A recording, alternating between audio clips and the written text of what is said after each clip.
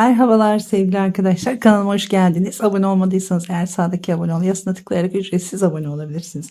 Bütün modellerimi görmek isterseniz de buradaki linke tıkladığınızda hepsini sırasıyla yine izleyebilirsiniz. Şöyle bir bebe ipimiz var. Alize Baby Best diye geçiyor. Bir yelek modeli yapacağım arkadaşlar. Bir bebek yeleği yapacağız. Ama tabii siz bunu büyüterek farklı yelekler, bluzlar yapabilirsiniz. Şimdi başlayalım isterseniz. 6 numara 3,5 mm tığ kullanıyorum. Bir ön parçayı sizlere göstereceğim. 25 tane zincir çekiyorum bunun için. 3, 4, 5, 6, 7, 8, 9, 10, 11, 12, 13, 14, 15, 16, 17, 18, 19, 20, 21, 22, 23, 24 ve 25. Evet, bu kadar yeterli. Şimdi bir sıra şöyle 1, 2, 3 diyorum. Üçüncü zincire girerek ikili trabzan yapıyorum. Bir sıra her bir zincire batarak trabzan yapıyoruz. 2 sıra tekrarından oluşuyor. Çok kolay, basit bir model. Renkli de yapılabilir. Her sırada farklı renkte kullanılabilir. Düz renk yapacağım ben şimdi. Evet, zincirin sonuna kadar trabzanımızı yapalım.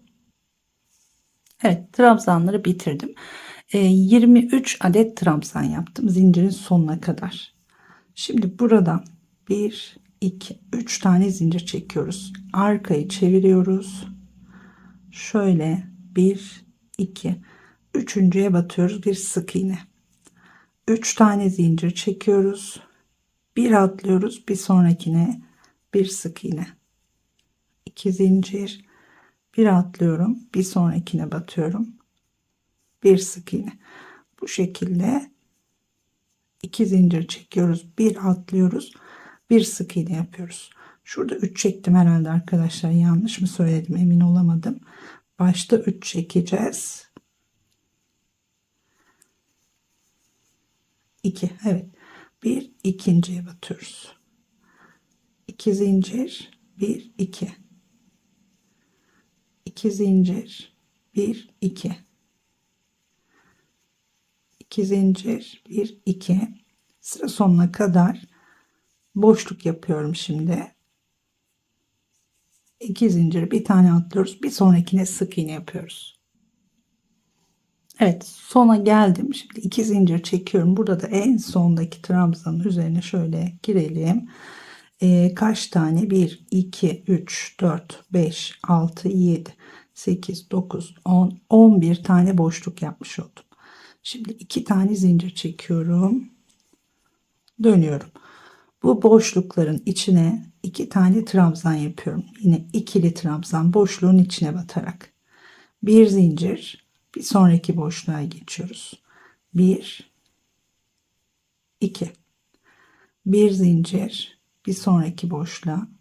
1 2. Evet, bir zincir, tekrar 1 2. Her boşluğa 2 trabzan. Bir sonraki sırada tekrar boşluklar oluşturuyoruz. Bir sonraki sırada tekrar trabzanları yapıyoruz. Model bu kadar basit arkadaşlar. Çok kolay. Güzel de görünüyor.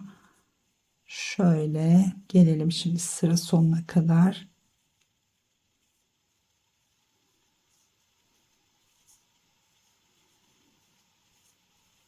Boşluklara 2 tane ikili trabzan, arada bir zincir, diğer boşluğa geçiyorum. 2 tane ikili trabzan. Şimdi son boşluğa geldik. Buraya da 2 tane ikili trabzan. Tekrar buradan 1 2 zincir. Şimdi bundan sonra her dönüşte 2 zincir çekeceğim. Ve arada çektiğimiz şu bir zincir boşluklarına batıyoruz. Bir sık iğne. 2 zincir, bir sık iğne. 2 zincir, bir sık iğne. Gelelim sıra sonuna. Evet, sona kadar geldim. 2 zincir. Burada da sondaki trabzanın tepesine giriyoruz. Bir sık iğne. 2 zincir çekiyoruz. Şimdi şurada yanlış yaptım arkadaşlar, bakın. burada 2 zincir çekince sıradaki boşluğa bir tane trabzan yapıyoruz. Şöyle bir trabzan yapıyoruz. Sonra bir zincir çekiyoruz. Diğer boşluğa geçiyoruz. Şimdi sökmeyeceğim orayı, videoyu durdurmayayım. Devam edeyim. Sonra bakarım ona. Boşluğa giriyoruz. 2 tane trabzan.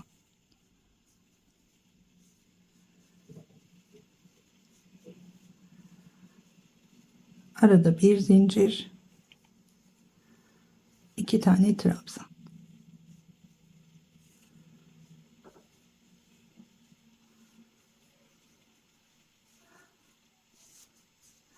Geliyorum şimdi sıra sonuna kadar. Evet, sondaki boşluğa da yine 2 tane trabzan yaptık. Tekrar 1 2 zincir dönüyorum. Sıradaki boşluğa, her bir zincir çektiğimiz boşluğa yine birer sık iğne yaparak diğer uca kadar gidelim şimdi.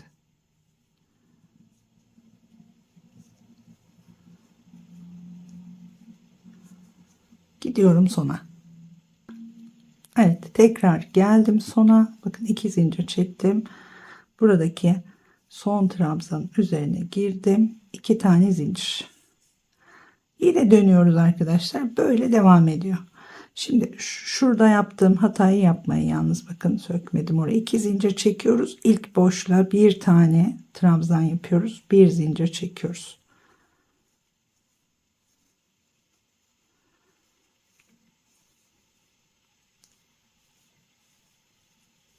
Evet.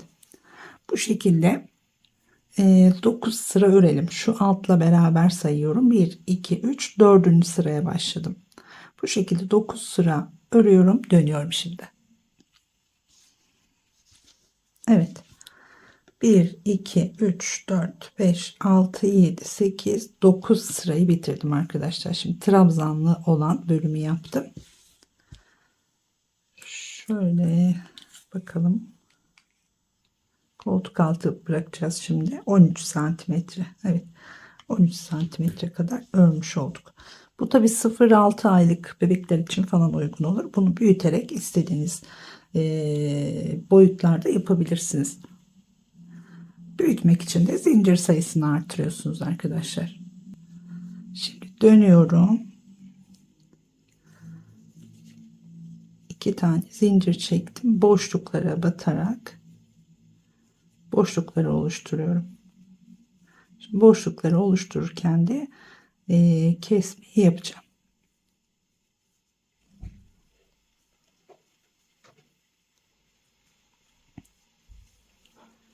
Yine 2 zincir, her boşluğa bir sık iğne yaparak sıra sonuna kadar gitmiyoruz. Bu sefer bir tane bırakıyoruz kenarda. Evet. Şimdi son boşluğa giriyorum. Burayı bırakıyorum. Buradan 2 tane zincir çekiyorum. Aynı şekilde örmeye devam ediyoruz. Burası düz çıkacak. Yaka kısmını biraz daha yukarıda keseceğiz. Aynı şekilde dönüyorum buradan. Yani şuradaki zincir çekip sonuna batmadım.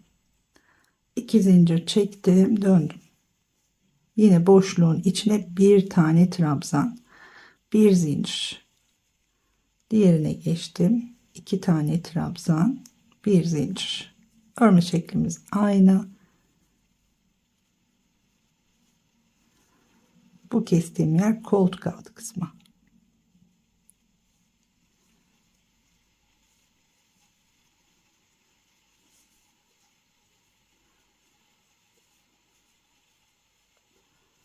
Şimdi gelelim buraya kadar. Sonra tekrar buradan boşlukları yaparak döneceğiz. Buraya kadar geliyorum. Evet, geldim sona kadar.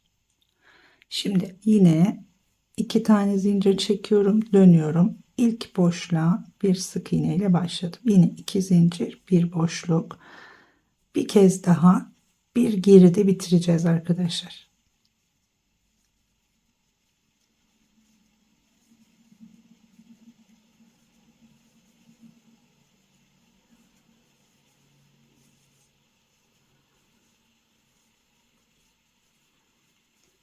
Sona geldik.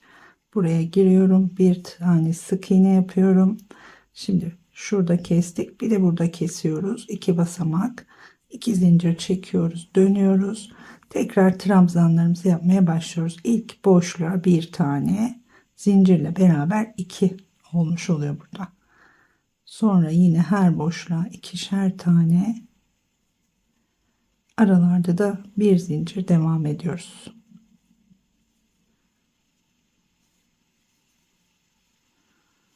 Evet. Bakın bu tarafta daha kesmeye başlamadım. Şimdi git gel yaparak artık buradan kesme yapmıyoruz. Aynı şekilde buradan dönüyoruz. Şurada yaptığımız gibi 3 sıra daha örüp dönüyorum. Evet, şurayı göstermek istedim. Şimdi boşlukları yaparak geldim. Bakın burada, şurada kestik.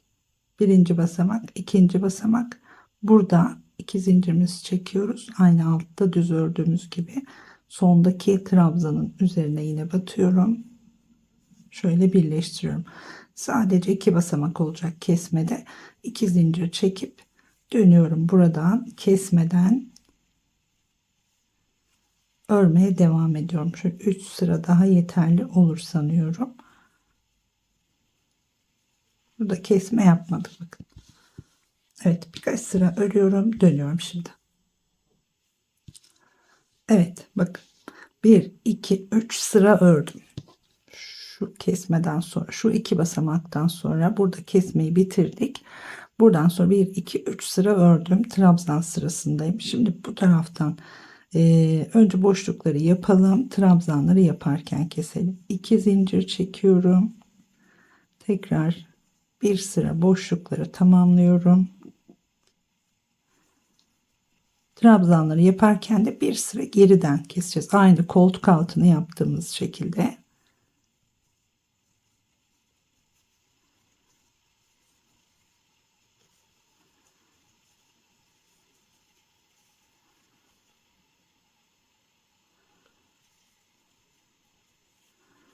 İki zincir çektim, döndüm.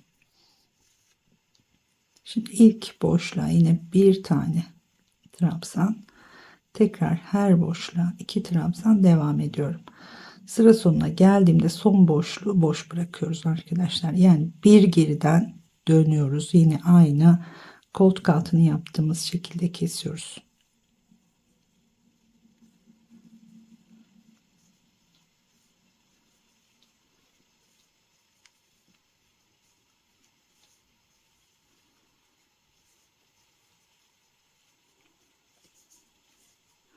Şimdi bakın 2 boşluğum kaldı. Buraya yapıyorum. Buraya yapmıyorum. 2 zincir çekiyorum, dönüyorum. Tekrar boşluklara sık iğnelerimizi yapıyoruz.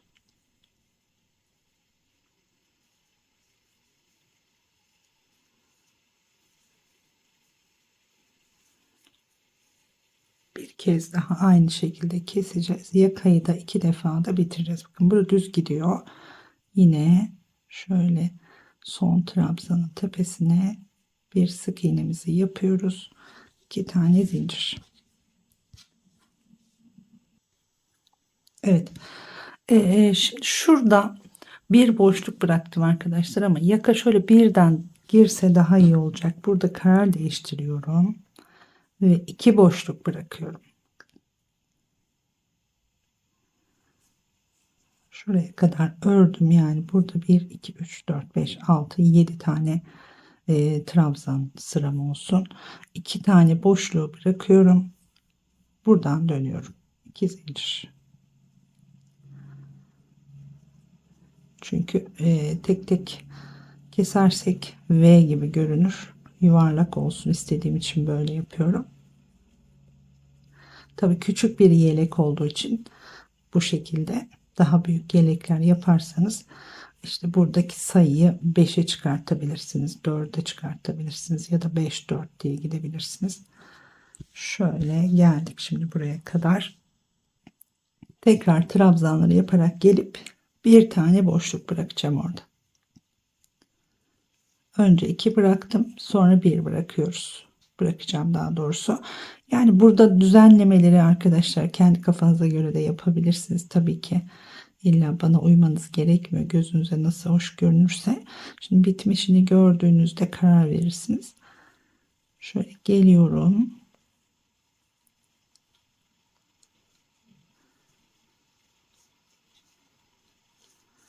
Şöyle iki boşluğumuz var. Bakın buraya yapıyorum 2 tane. Şimdi bir tane boşluğu bıraktım. 2 zincir çekiyorum. Tekrar dönüyorum. Yine boşluklarımı yapıyorum.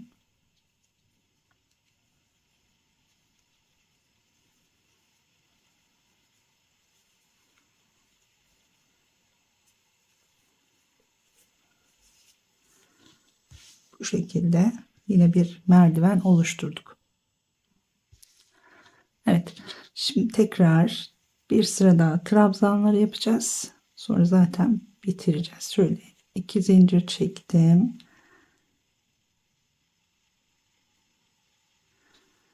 Bir trabzan, bir zincir, 2 trabzan tekrar.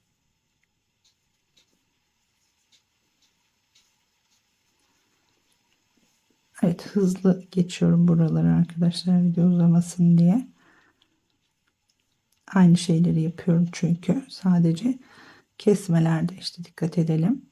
2 4 6 evet, şuraya da bir tane daha trabzanlarımızı yapıyoruz. Son iki sırada 2 4 6 tane dolgum var. 2 zincir. Şimdi tekrar bir sıra boşluk.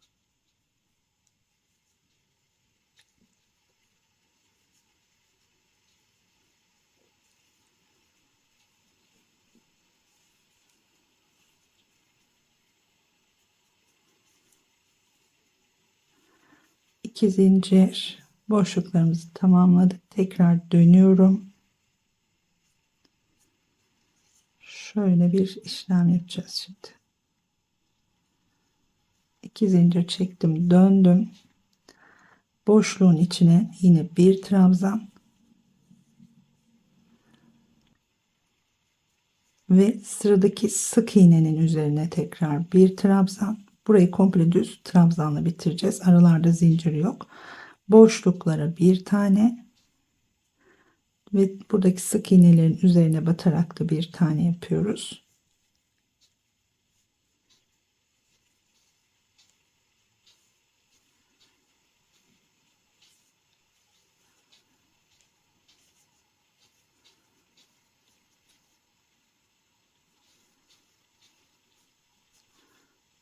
Sondaki boşluğa da bir tane yapıyoruz.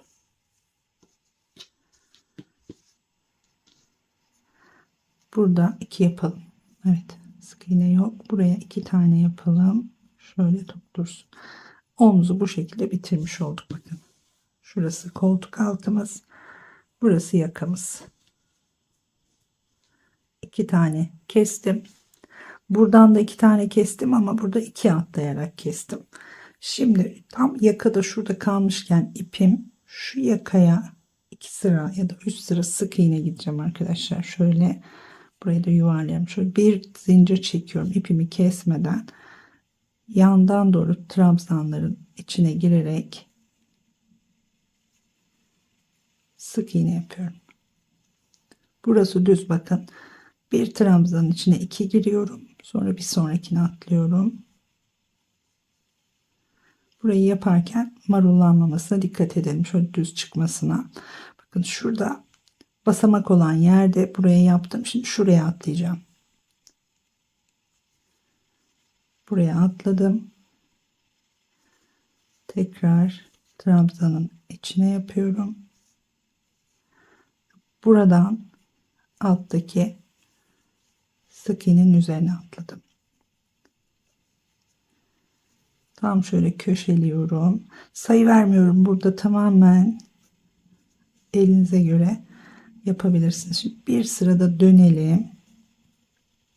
Zincir çekmeden dönüyorum. Hemen ilk sık iğnenin içine yine bu sefer sadece sık iğnelere batarak devam ediyorum.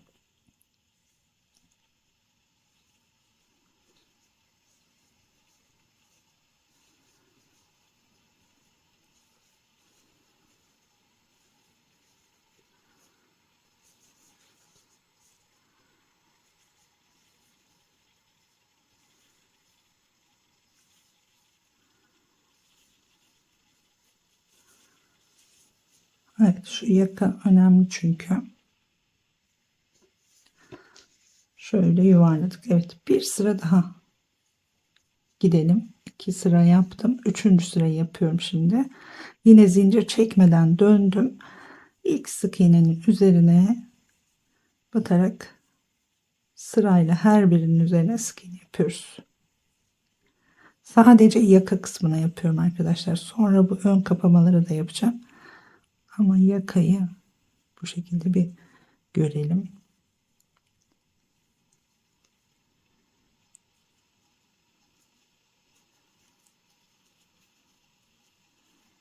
Bir tane zincir çekelim. Evet. Şöyle yuvarladık.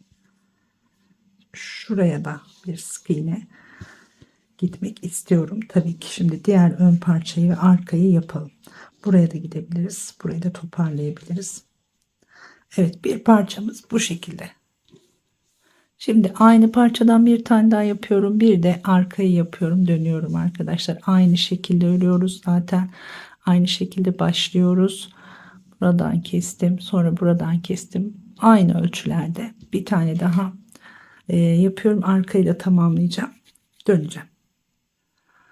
Evet, iki parçayı tamamladım. Bakın. Şu iplerimi biraz uzun bıraktım. Arkada gizlemesi kolay olsun diye. Şöyle iki parçamız tamam. Aynı şekilde aynı ölçülerde.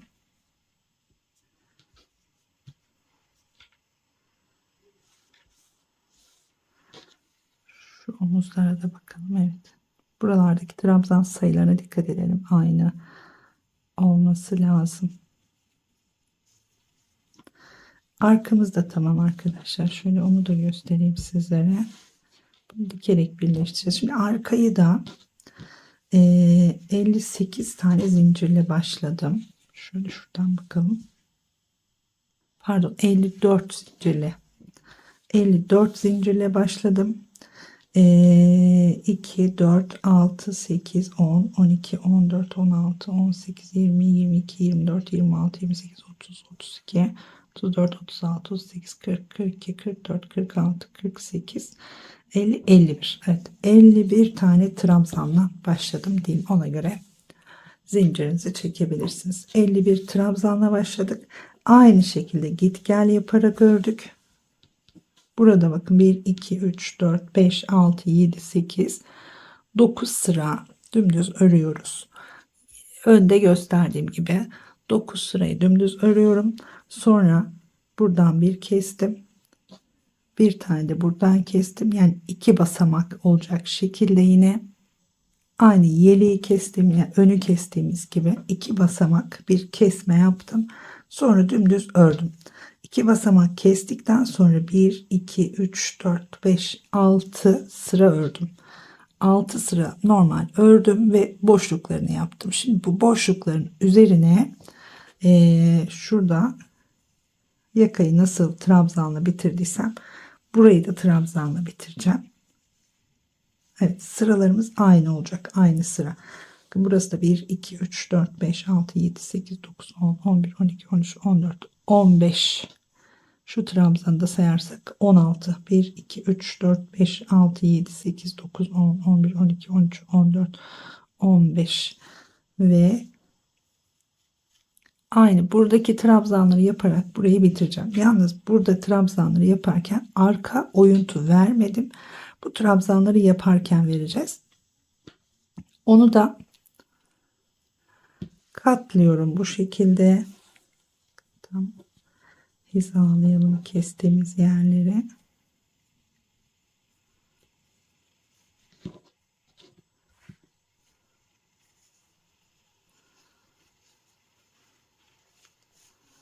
Evet, şöyle tam ortayı bulmamız lazım şimdi.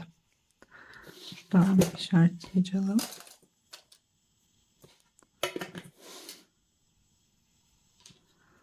Bakın şöyle tuttuğumuzda arada bir zincir çektiğimiz boşluklar var. Bakın şöyle karşı karşıya getirmeye çalışın arkadaşlar. Daha net olur. Aslında şöyle yaptığımızda belli, yani tam ortamız. Ama ben yine de şöyle bakın boşlukları karşı karşıya getiriyorum. Tam ortayı bulmak için.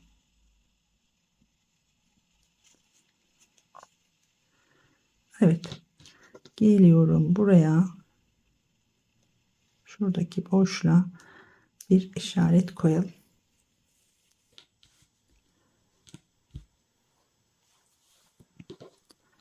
Şu omuzları da şöyle koyalım.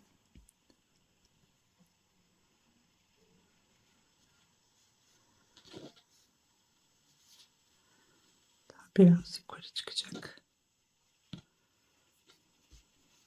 Şimdi bakın burada şu boşluktan işaretledik zaten.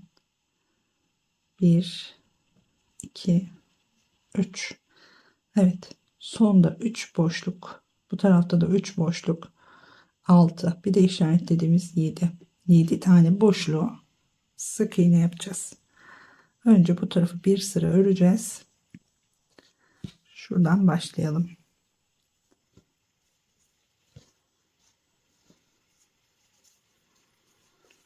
2 zincirimi çektim. İlk boşluğa bir tane trabzan. Pardon, burada zincir yok. Komple trabzan yapacağız. Sık iğnenin üzerine bir trabzan. Sadece trabzanla gidiyoruz. Boşluğa bir trabzan. Sık iğnenin üzerine bir trabzan. Bu şekilde 5 oldu.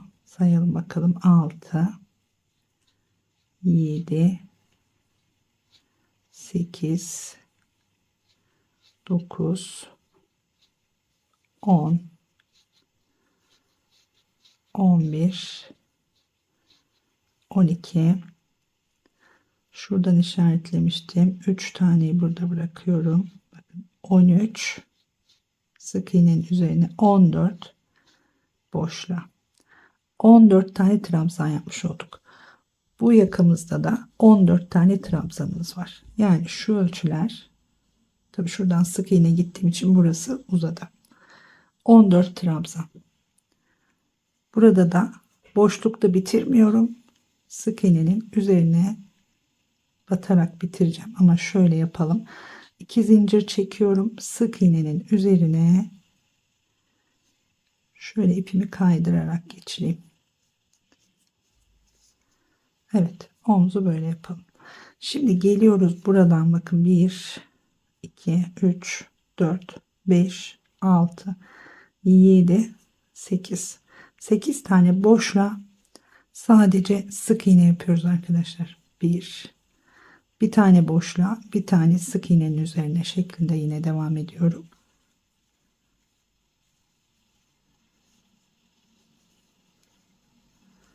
Evet, şu işaretlediğimiz yer.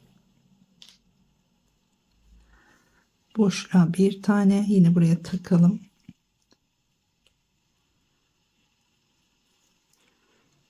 Şimdi 3 tane boşluğa daha sık iğne ile devam ediyorum. Evet, burada ipimi değiştireyim hemen. Evet, ipimin kesiği olmasaydı daha iyi olacaktı ama neyse. Bir yumaktan yapıyorum bu arada arkadaşlar. Bir yumak yeterli oluyor. Daha kenarlarını örmedik ama yeter herhalde. Şimdi geldik. Bir sık iğnenin üstüne bir boşluğa, ikinci boşluk, sık iğnenin üzerine ve üçüncü boşluk. Şöyle arkada bırakalım onu. Şimdi buradan tığımı doluyorum. Hemen yanındaki sık iğnenin üzerine trabzan yaparak devam ediyorum. Şöyle küçük bir, bunu çıkartalım artık buradan. Oyuntu vermiş olduk. Sonra devam edelim.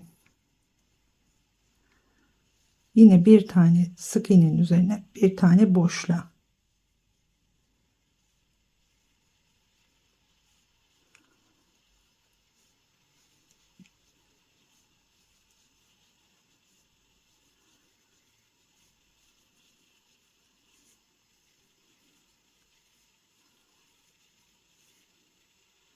Evet, sık iğnenin üzerine şimdi bu 13. trabzan, boşluğa geliyorum. 14. trabzan. Bir tane daha yapalım buraya, zincire batarak 15. Diğer tarafa da aynı şekilde yapmıştık. 15 trabzan 15 trabzan olmuş oldu. Evet, ana hatlarını bu şekilde çıkarmış olduk arkadaşlar. Şöyle bunu dikerek birleştireceğiz şimdi. Şu kenarlardan ve omuzdan.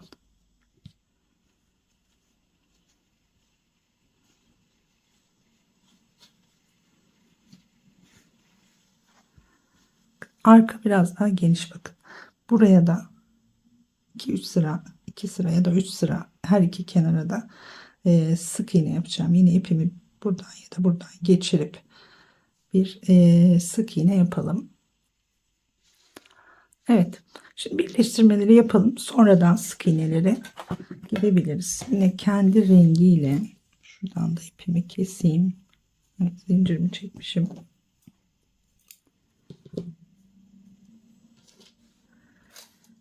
Evet, şöyle güzel bir iğne bulalım. Kendi rengiyle kenarlardan dikelim.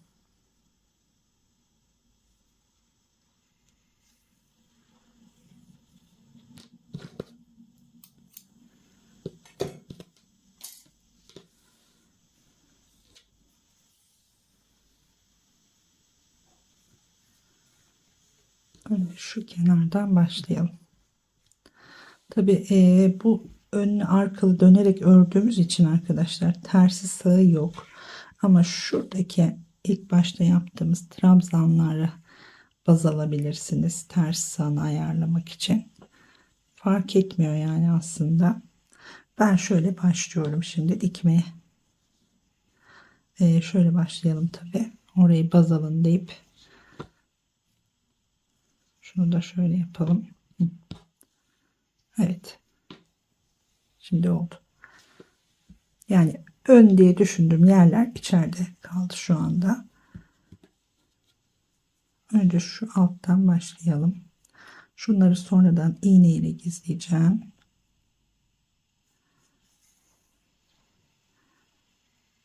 Burayı da biraz uzun bırakıyorum.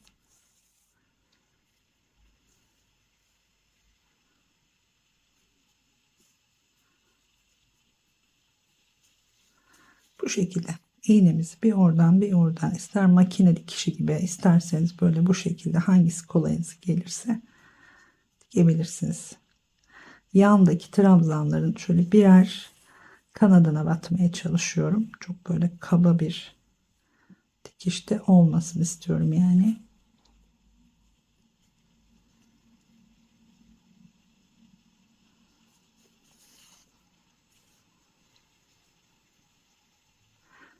Şimdi ben bunun dikme işlemlerini bitireyim. Aynı şekilde omuzları da bu şekilde birleştireceğim. Şöyle bakın. Evet, sonra dönüyorum. Evet, bütün dikme işlerini bitirdim arkadaşlar. Bakın. Kenara diktim. Bütün iplerini temizledim. Şu an tersindeyiz yeleğin. Ve çeviriyorum.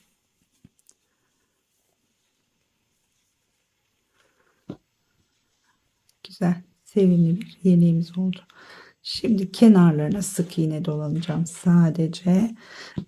Herhangi bir düğme yapmayacağım arkadaşlar. Buraya şöyle bir ip takabiliriz yakaya.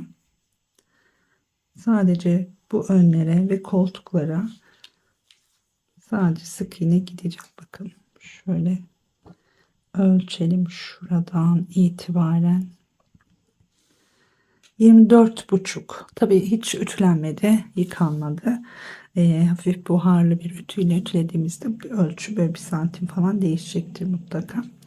Şöyle de baktığımızda 26. Koltuk altını vermiştim sanırım. Tamam, şimdi diktikten sonra bakalım. 12,5 santimetre. Koltuktan da omuza kadar, ona da şöyle bakalım. Ters koydum. Evet. Tam koltuktan omuzdan koltuk altına kadar 12 santimetre. Dediğim gibi aynı şekilde örerek büyük yelekler yapabilirsiniz. Ölçerek kendinize. Şimdi şöyle ipimi geçireceğim ben. Önce şu önü yapalım. Yine yakada yaptığım gibi bakın. enseye farklı bir şey yapmadım. Bir sıra sık iğne. Şuradan da düğüm atmayalım. Şöyle şuradan tığımı geçiriyorum.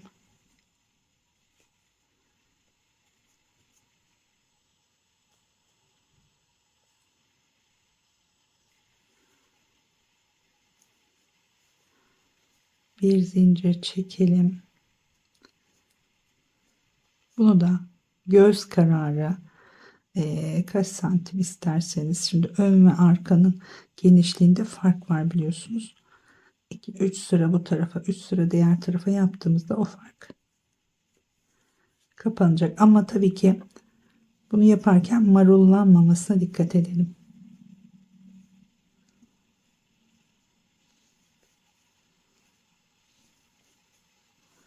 Yatay duran trabzanların içine girerek 2 tane sık iğne yapıyorum.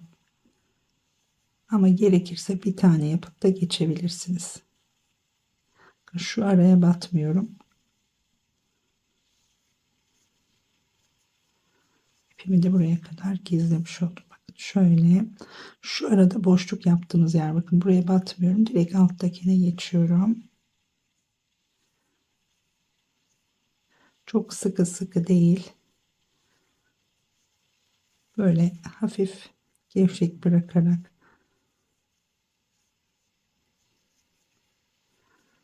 Tabi gerdirmemesine de dikkat edelim.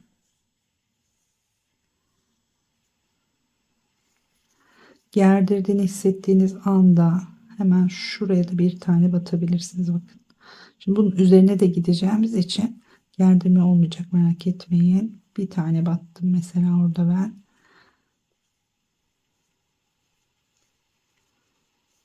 Şimdi bir tane de burada batıyorum. Etek ucunda.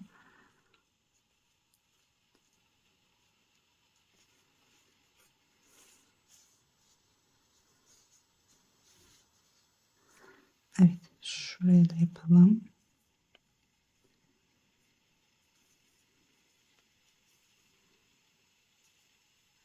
Şuradaki zincirin içine girdim. 3 tane yaptım buraya. Zincir çekerek dönmüyorum. Arkayı çeviriyorum şimdi. İlk sık iğneden başladım.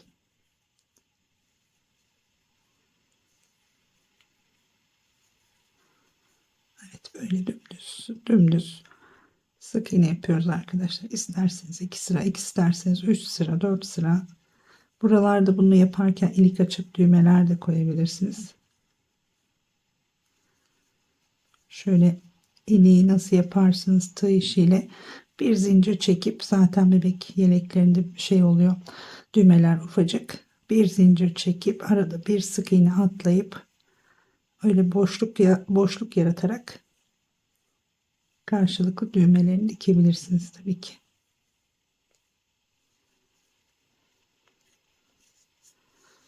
Bakalım. Şimdi ön yüzden başladım. Geri döndüm. Arka yüz oldu. Şimdi bir sıra daha gidip ön yüzle sık iğneyi bitireceğim. Bunu böyle yapayım arkadaşlar. Video bayağı uzun oldu çünkü. Buraları da tamamlayacağız. Tabii tekrar ipimizi buradan geçirerek şurayı da yine koltuk altından ipimizi takıp şöyle bir sıraya da 2 sıra giderek daha düzgün bir hale getirebiliriz.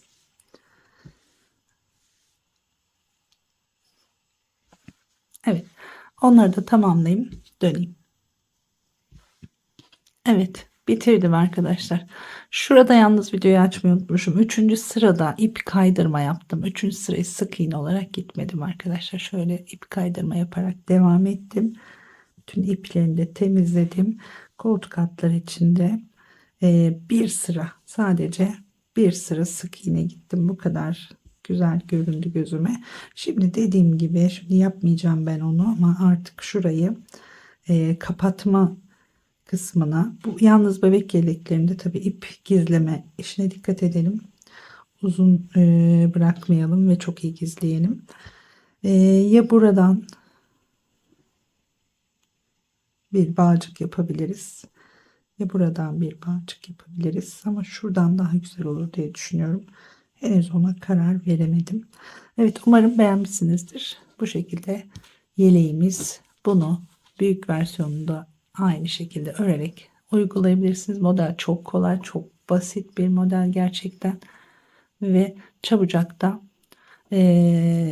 örebileceğiniz bir model. Hızlı ilerliyor, öyle söyleyeyim. Büyükler için de yapılabilir. Şimdilik bu kadar diyorum.